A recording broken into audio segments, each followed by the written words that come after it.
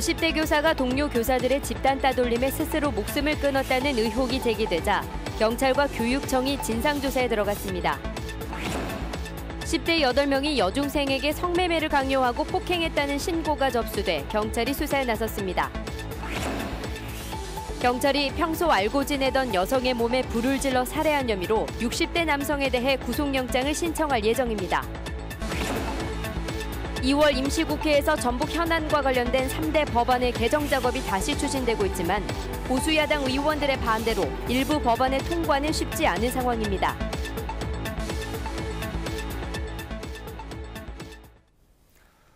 여러분 안녕하십니까? JTV 8시 뉴스입니다. 50대 교사가 스스로 목숨을 끊은 사건에 대해서 이 학교 학생들이 진상규명을 요구하고 나섰습니다. 경찰과 교육청도 본격적인 조사에 들어갔습니다. 주혜인 기자의 보도입니다. 학교 정문에 붙은 대자보입니다. 며칠 전 스스로 목숨을 끊은 이 학교 교사 김모 씨가 평소 동료 교사에게 욕설을 들었고 따돌림으로 우울증까지 겪었다는 내용입니다. 학생들은 교사들이 증언을 피하지 말고 경찰 조사에서 진실을 밝혀줄 것을 호소하고 있습니다. 밝혀줘야 된다 뭐 그런 것도 있고 숨기려 하는 것 같은 게 보인다는 이거는 끝까지 밝혀야 된다고 죽은 사람만 불쌍한 거 아니냐고. 경찰은 교사들을 상대로 김 씨에 대한 집단 따돌림이 있었는지 조사하고 있지만 아직까지 특별한 단서를 찾지는 못했습니다. 숨진 김 씨의 유서에서 언급된 동료 교사도 경찰 조사에서 따돌림은 없었다고 말했습니다. 자기도 좀 황당한 것 같아요. 이름이 나온 게? 예, 오는 부분에 대해서. 갖고 자기 나름대로 다른 법적인 조치를 뭐 이렇게 취한다 그런 주의 같더라고요. 전북교육청은 일단 경찰 조사를 지켜보되 학교에 상주하면서 숨진 김 씨를 둘러싼 따돌림 의혹을 조사하는 방안도 검토하고 있습니다. 상주를 하는 쪽으로 지금 가고는 있는데 학교 교육 과정이나 이제 그런 부분에서 문제가 있었는지 없었는지를 이제 조사를 하려는 거예요.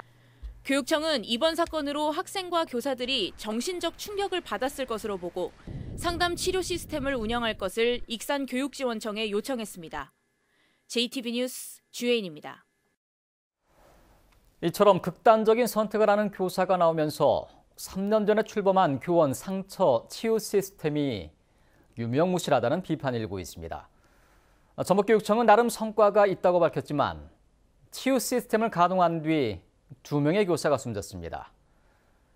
김철 기자가 보도합니다. 전라북도 교육청은 지난 2015년부터 교원 상처 치유 시스템을 운영하고 있습니다.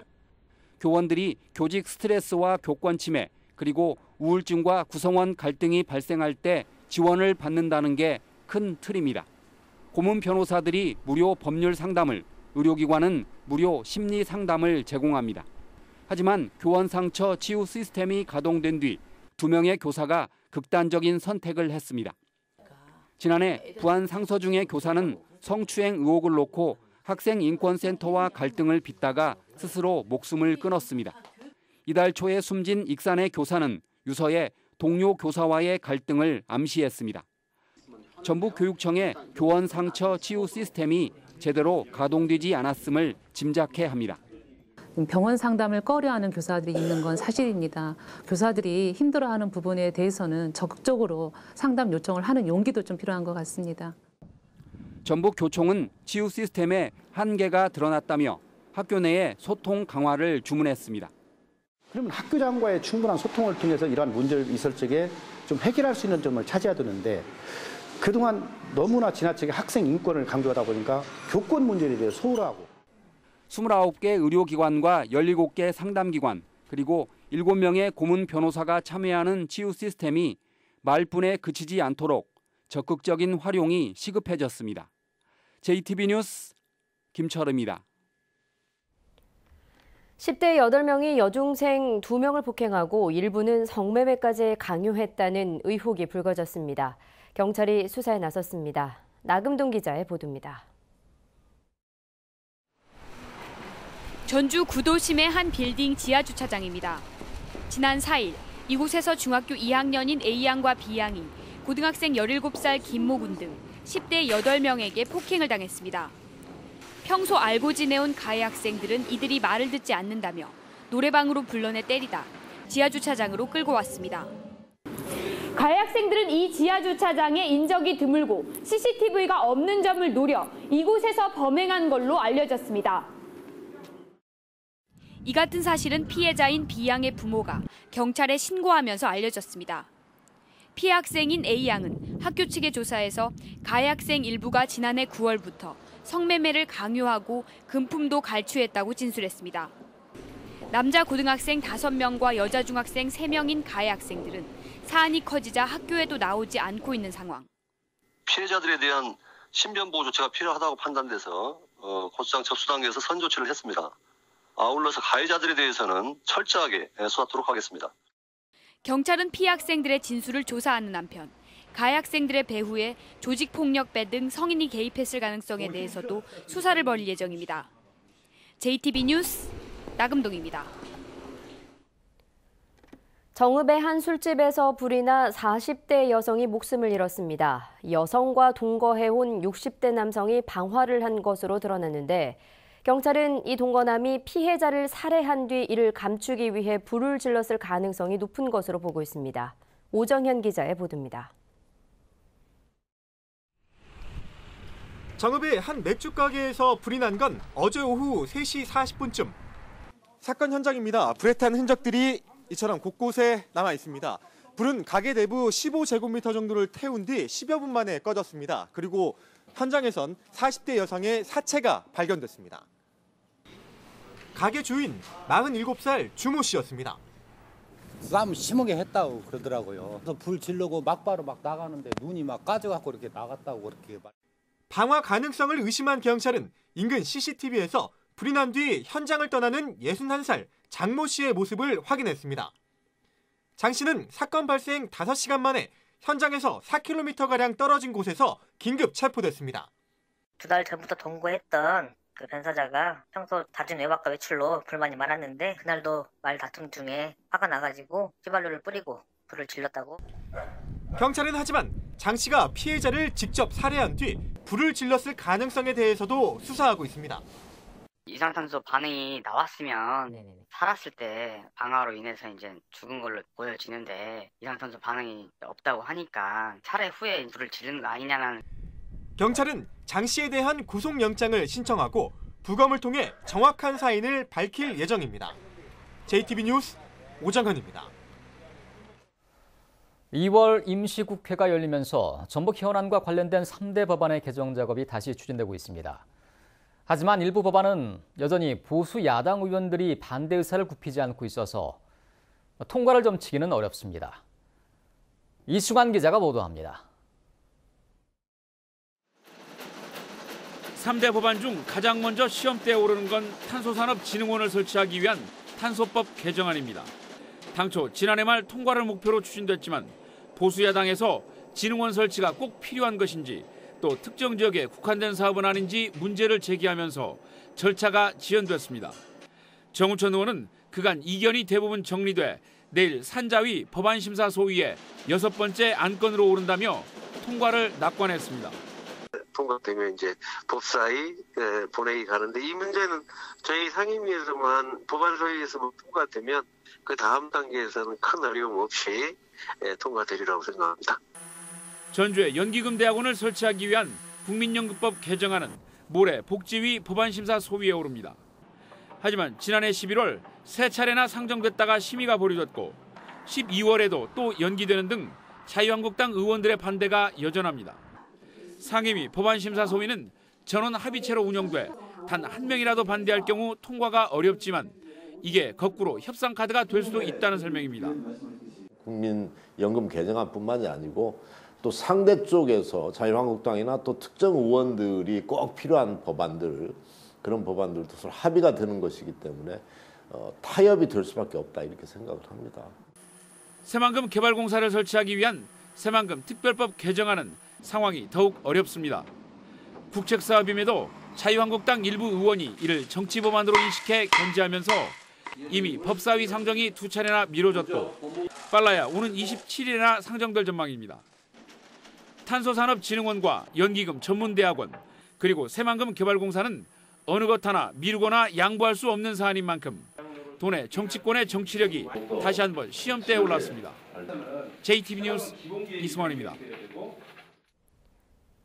설 연휴를 앞두고 연일 강추위가 이어지고 있는데요. 한 봉사단체와 한방병원이 암 환자와 홀로 사는 노인들에게 훈훈한 정을 나누면서 매서운 한파를 녹였습니다. 정원희 기자의 보도입니다.